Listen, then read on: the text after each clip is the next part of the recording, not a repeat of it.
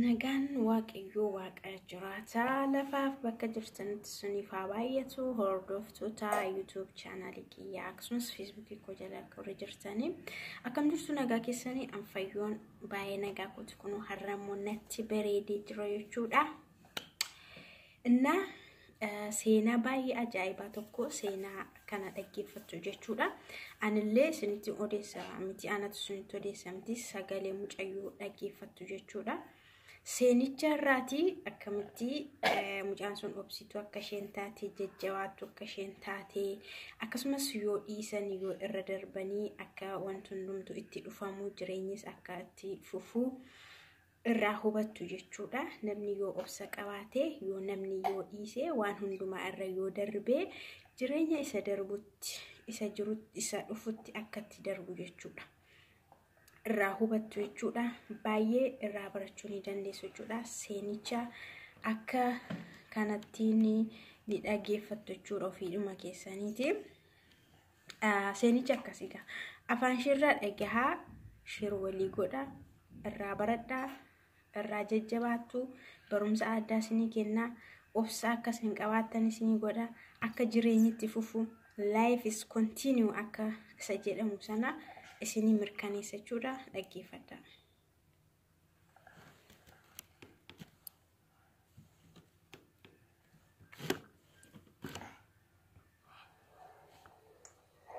Nageenye waaqayyoo siif baay'atu buleetii koo fayyoo miidhagaa akkasumas immoo fayyoo jaalalaa YouTubein kee kan ta'e nageenya koo siif anneessa akkam jirtaa fayyaa keetti midhaanis nagaa kooti waaqayyoon haa galatu.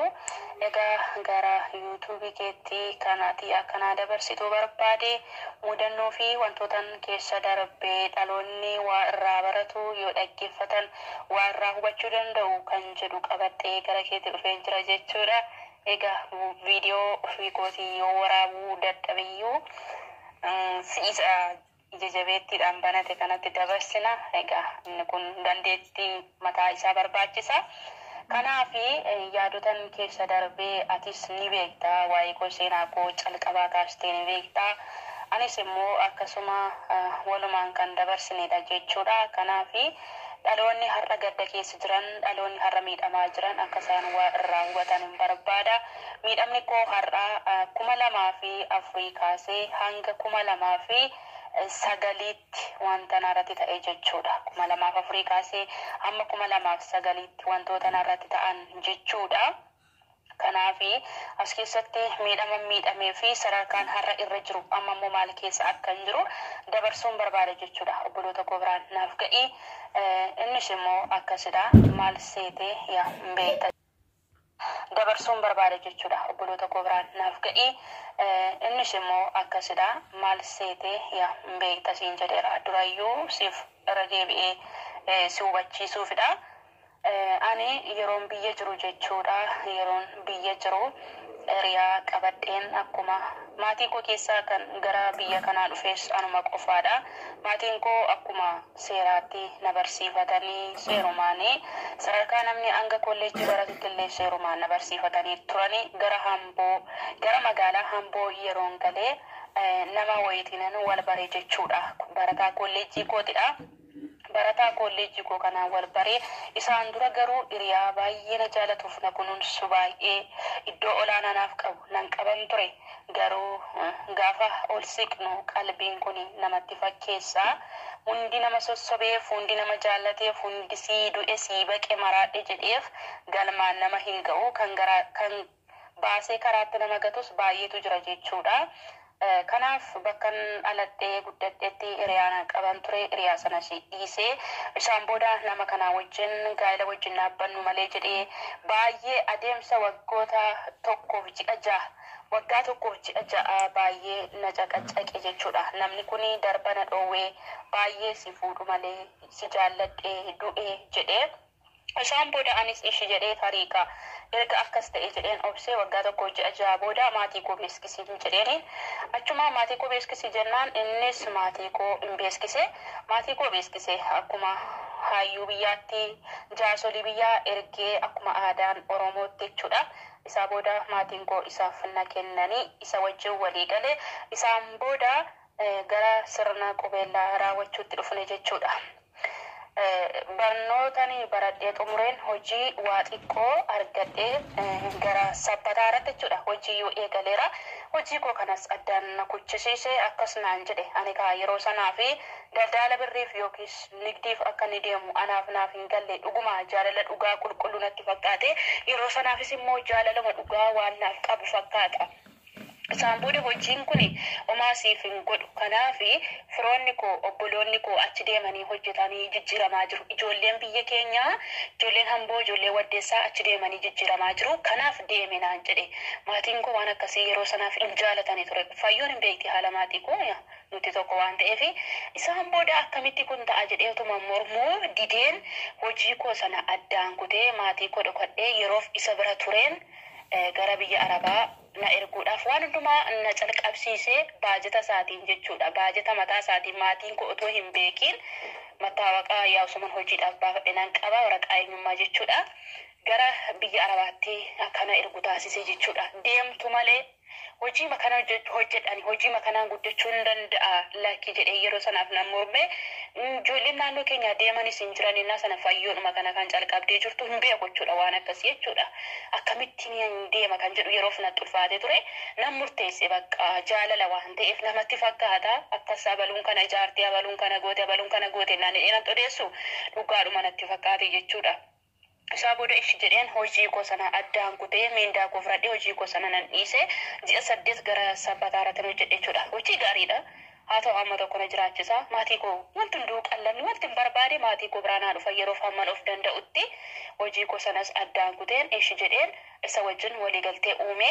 Isaa booda ergan ji'a tokko xumuree waan hundumaa piroosesii fixee maatiin koo dhaga'anii erga ta'e ishedhanii bakka baay'ee natti gaddanii abbaan koo waan akkasii hin jaalatu ture dhaloota biyya ormaatti dhaqananii kana hojjetan hin jaalatu baay'ee balaaleffata jechuudha faaziriin koo.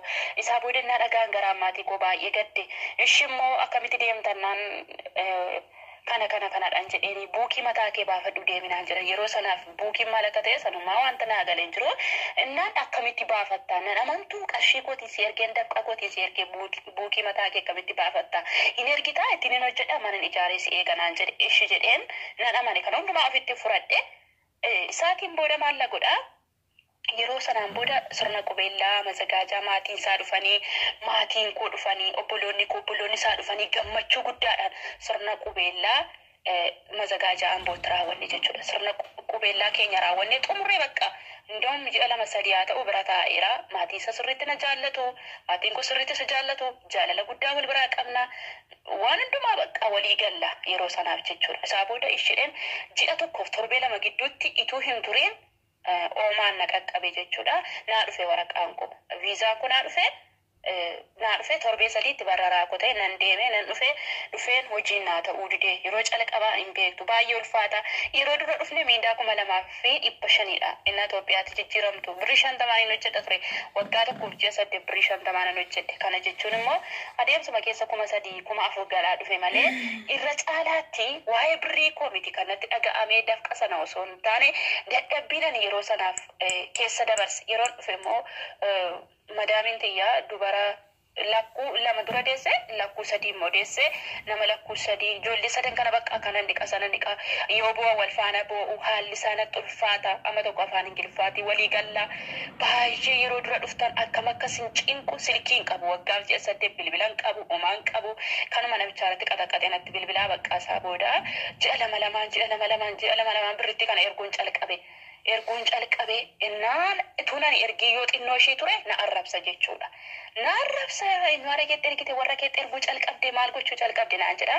Ishi jedhee ittuma fufeen ergee waggaa 3 gimmaashaa lafa Hamboodha lafa inni sitti dabalee lafa bitanne. Lafa binne haa ta'u waaqayyoon haa galatu gaafa sana lafti maqaama isaatiin wanti hundumtuu maqaama isaatiin bitame abbaayee kee waame kanan ragaadhaaf abbaayee kee keessa gashisiise naan jedhe.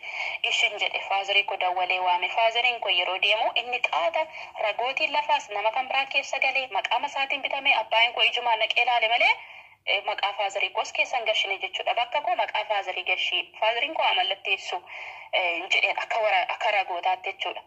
isa kana sin taasisne achittis na shawwade obseedhuman dhiise booda keen sodaadha naan jedhe faazariin ko booda kee dhuma keen sodaadha garuu waaqayyoon immoo siifan kadhadha naan jedhani maatiin ko muudheen yeroo sana jaalala ajjira uumaa tokko irratti fakkaate dhuguma namni kun nagana na kaada jedhee nama kanarraa waan akkasii hin qabu jechuudha.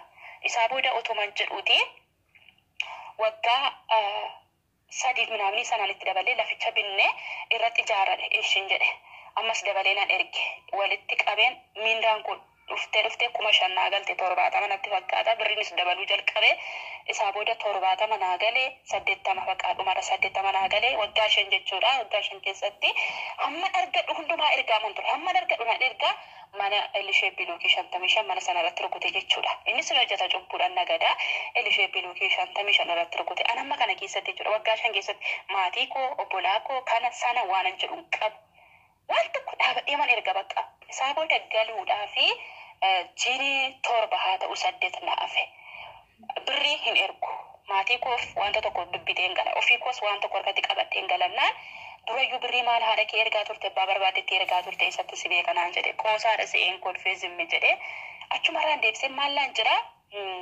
achitti hingalti naan jedhe ji'a 2 gidduutti naan jedhe ji'a 2 gidduutti hingaltu tana ani birriin ergu naani dhagaa ilaala birrii ko hin ergu bakka ani birrii hin ergu birrii hin qabu nan gala kontiraata fixuuf hamma nan na'afe waggaa 5 dadhabeera birrii yoo qabachuu dide maalan godhannaan achumaraan eessatti galta manni mastaawutiin hin galle balballi hin galle laameraan hin galle naan jedhe lazzanamee xumuramee wanti hundumtu xumurameera balbalaa fi maskootii minaamni kanarra geenyetu dhagaa kan bakka anan gala dhufee maatii kolaaleen nan deebi'an jedhe maatiin ko achinatti boo isaan booda maallaan jedha guddaa mataa keetidha naan jedhe anis hin beeku naan jechuu calaqqabee informeeshinii duubaanan dhagaa dubaroota beeruutitti ergee jira. Nama lama ture garuu ishee tokko keessaa isheen birrii ergu calqabdeetti naan jedhaniitu oduu kana natti odeessu ture. Innumani walitti giicciiti ollaani seenaa na dubbiseen ba'u ollaani seenaa na dubbiseen ba'u maalidhaan jedhe bakka abjuudhaanis akka adda adda baanu abjuu adda addaas argaan ture abjuu kootiinis akka san dhabu argaan ture jechuudha abjuudhaan garuu amanuu dadhabe bakka. Haalli isaanitti jijjiiramaa dhufee na arrabsaa kan aramnachitti maal si godhu kan kushina arabaa keessatti maal si godhan kan shinti beetii keessatti si maal si godhan kana naan jechuu calqabe naan obse bakka of murteessuun eegale jechuudha of murteessuun eegale waggaa 3 minaamniidhaa booda intala kana ergee daanni intalis birrii erguu calqabdeetti intalli waggaa 2 hojjette beeruuti na dursitee galuufidha isheen mucaan kun na dursitee galuufidha.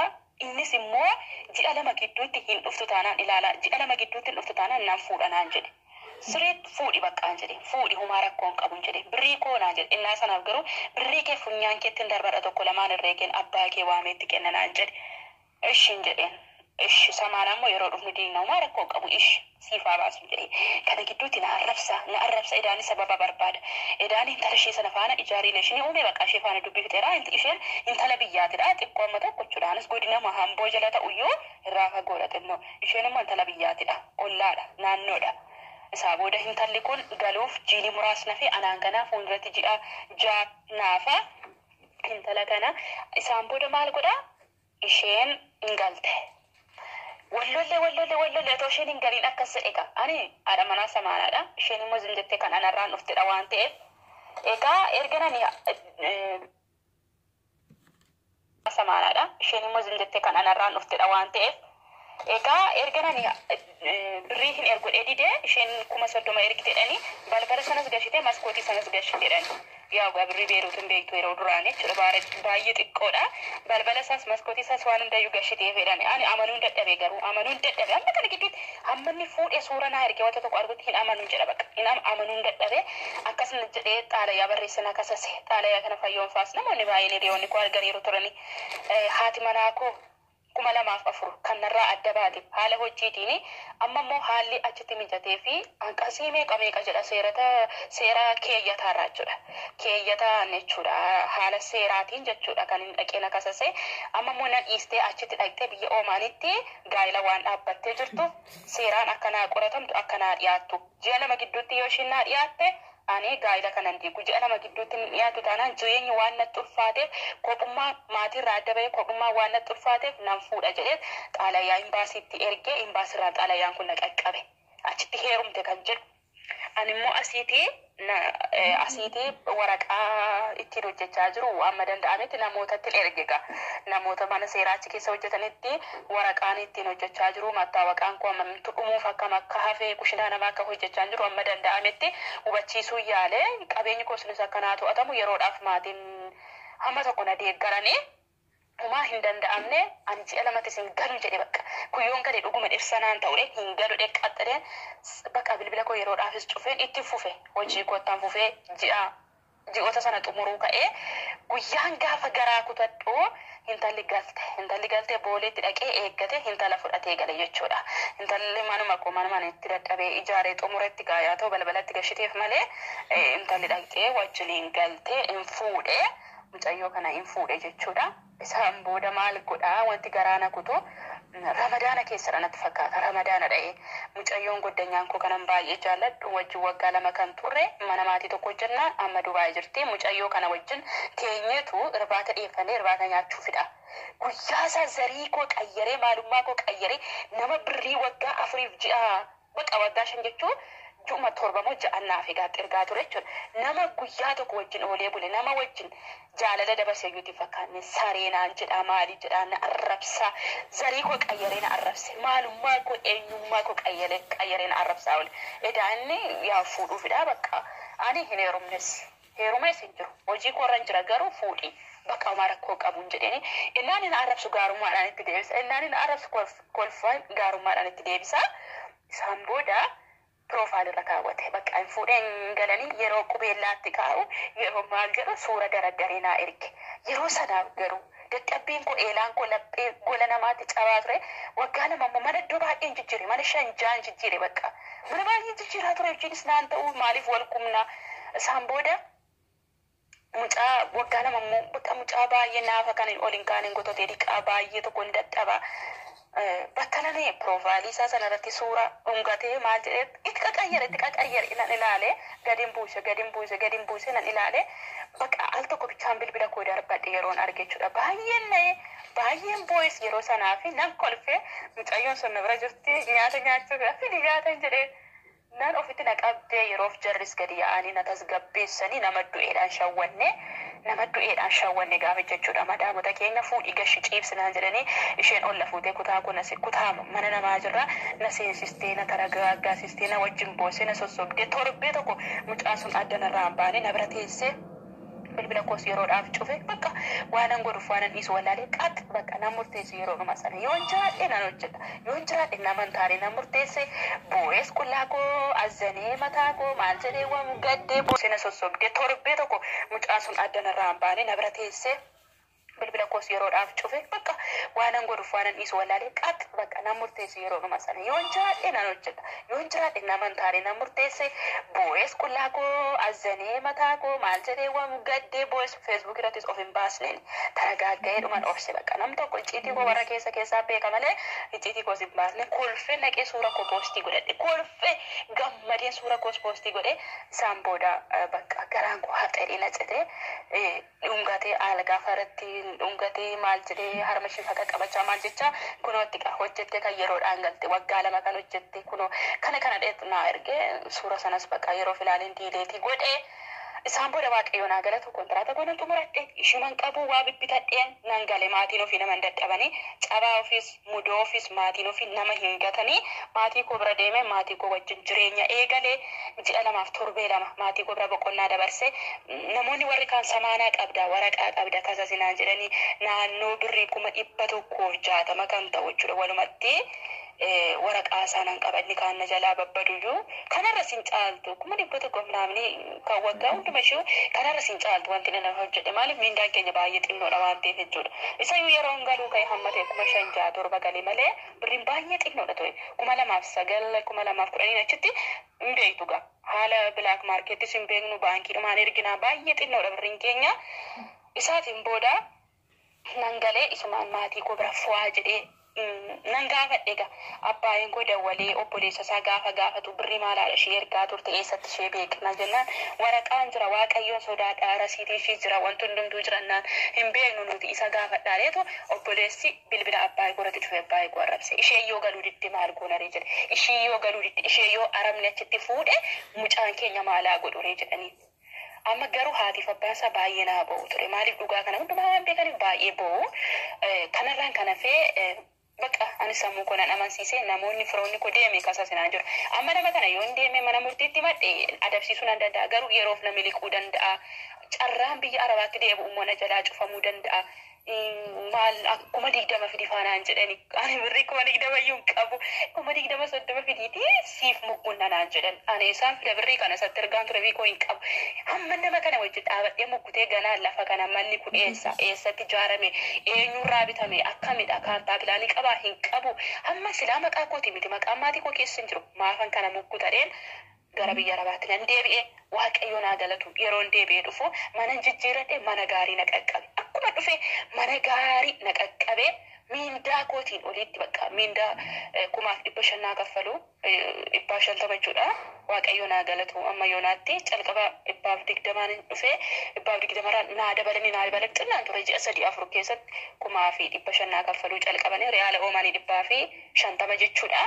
Utuma jedhu isumarratti immoo boonasii naa kennama kana bitachuun barbaade kana godhachuun barbaade 20 hamma 30 illee guyyaa tokkotti 30 illee yerootti naa ergamee jira maaliif bakka waaqayyoo kaasaa koo waggaa 2 keessatti naa kaffale waggaa 2 keessatti mana botaa lafaa 120 nan bitadhe bakkuma dhaladhee guddadhe irraachuudha isaan booda lookii 75 mana akkamee jechuudha nan ijaarradhe manni kosamma xumurarra naa ga'ee jira waggaa 2 keessatti waan hundumaa naa mijaa'ee miindaa gaariidha mana gaarii injiraadhe kanaaf isa darbe hilaalina isa darbe duukaa yoo buutani sammuu keessanis hin dhabdu ishii qabdan of harkaan dhabdu yeroo keessan hin gubdu kanaaf waan hundumaa ani akkasin jedhe egaa oliyyannoon koo gara waajjira waaqayyootti jedhe imimmaan kos dafqa kos dadhabbii kos waaqayyootti kenneera waaqayyootti dhiise waaqayyos akkuma ani jedhe naaf ta'e bakka garaa koo naaf ta'e sammuudhaas hin darbine tidaarii ganamaa hiriyaa ganamaattis nan deebi'e yoo waaqayyo jedhe yeroo muraasaa booda deeme hiriyaa koo ganamaa kanan innaa xinnoo barumsa irratti wal barre hiriyaa koo ganamaa kutaa 7 ta'uudha kanan wal barre seenaa hedduu anaaf isa gidduu jira namuma kana kan immoo irra adda na baase malee maatiin koo kan beekanii nama baay'ee na jaalatu innis adeemsa hamma kanaa obsee na eegee isa neerumees hundumaa akka hin beeka akkan qalabatii godhadhes hin beeka akkana hundumaa dhiise yeroo nani galutti inni gara koo ta'ee ofitti na qabee anumatu si fuudha ani waan hundumaa balleessaa keessatti ilaalu naan jedhe waaqayyo naa galatu amma isa faanas nan jira tidaariin koo sin banne kunoo manas iddoo galee iddoo seenu dhabu manas ijaarradheera waaqayyo kastii boojuu hundumaa naaf deebisee kanaaf warri miidhamtanii abdii kutattan caljedhaa hojii keessan hojjedhaa kissiis hin deebina akkanas hin jedhina garuu hin darbina jechaanis waan hundaanuu hin darbina ani maalan eegaa qarshii koo sin gaafadhu maa sin gaafadhu garuu isa waaqayyo naaf faradeetu caale ammayyuu waaqayyo farada waaqayyo dafqa hiyyeessotaaf dafqa namaaf dadhabbii laphee namaatiif waaqayyoon dubbata faradeetu caale ammayyuu waaqayyo farada waaqayyo dafqa hiyyeessotaaf dafqa namaaf dadhabbii laphee namaatiif waaqayyoon dubbata kanaaf isa waggaa 5 dadhabe waggaa 2 keessatti waan hundumaa waaqayyo sassaabee naa deebisee kanadhaa eebbifamaa irraa akka barattan abdiif amantii guddaan qaba waaqayyo isinaa eebbisu hundumti keessanuu naaf jiraadha.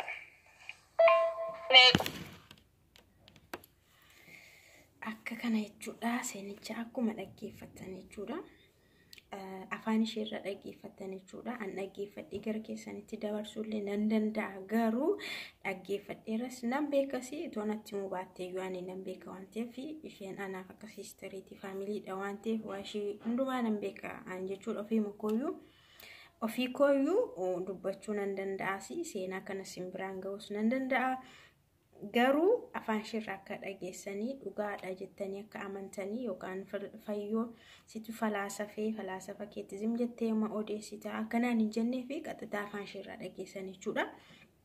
Amma yaada ishanii daqiiqa hamma kana isinii qoodde keessatti isin wanta isin seenaa mucaa kanarraa jechuudha. Waan isin barattan jedhee wanta ni yaadu akkuma dura dubbadhee tokko obsa qabaachuudha. Obsa akkamii akka isheen qabdu, obsa hammam gahu hamma isheen qabdu barachuu ni dandeessu jechuudha. Kan biraan immoo jireenya akka itti fufu jechuudha. Baasiillee itti baastee maallaqa amma kanatti baastee waggaa 5 irratti baasteetu hin dhiiste jechuudha. Akkuma bishaan yaa'ee darbutti haa darbu jettee dhiiste jechuudha. Waan hundumaa akka kanaan ta'u qaba jechuudha. Namni kamillee jechuudha. Jireenyi isaa tokko yoo kufee isatu kufee itoo hin taane wanta inni jalqabe tokko yoo kufee nama sana kufe miti. Nama sana kufe miti. Haala sana kufe malee jechuudha. Kanaafuu namni sun hin adeema taanaan hin hojjeta taanaan jireenya isa dhufutti itti baha jechuudha. Kanaafuu sinillee jechuudha. Anis mudannoo qabachuudha sirriitti jechuudha. Seenaa sirriittan qabachuudha. Isheen illee kan beektu jechuudha. Mucayyoon amma haasawaa adeemsiste kunillee sirriitti kan beektu. Anis mudannoo sirriittan qaba. Waa'ee dhiiraa wal qabate kana adeemsa kana keessatti jechuudha. Waan baay'ee mudannoon qaba. Garuu anis akkuma ishiiti jechuudha. Jabduudha jechuudha. Wanti dhufee darbu narraas jechuudha. Qabeenyi yoo bade nan kuffisu jechuudha. Birriin maallaqni yoo bade, dhiirris yoo bade nan kuffisu, nan maraachuu, nan boosisu jechuudha. Maaliif jireenyi itti fufaka? Life is continue jedhama. Life is continue. Hiyootti qaxxalaalle jechuudha. Inni tokko yoo darbe isa tokko dhufa jechuudha. Maallaqnis yoo bade maallaqatu dhufa jechuudha. Argitan miti akkamitti akka isheen jabina ishee jechuudha. Isinillee wanti baay'een isinirra gahee jabaachuu qabdu, obsuu qabdu, dabarsuu qabdu, jireenya isa dhufuuf of qopheessuu qabdu, of sirreessuu qabdu, isa darbe dabarsuu qabdu jechuudha. Kanadha. Mucayyoo kana eebbisaa isiniin jedha. Ammallee obsa ishee akka baay'atuuf, jajjabinni ishee akka baay'atuuf, gaa'illi ishee inni gara fuulduraallee akka eebbifamuu fi eebbisaa isiniin jedha. Sheerii walii godhaa. YouTube koo subscribe godhaa. Wal gorsinaa, walirraa barannaa isiniin jedha. Hunda keessanuu I love you so much. Bye bye.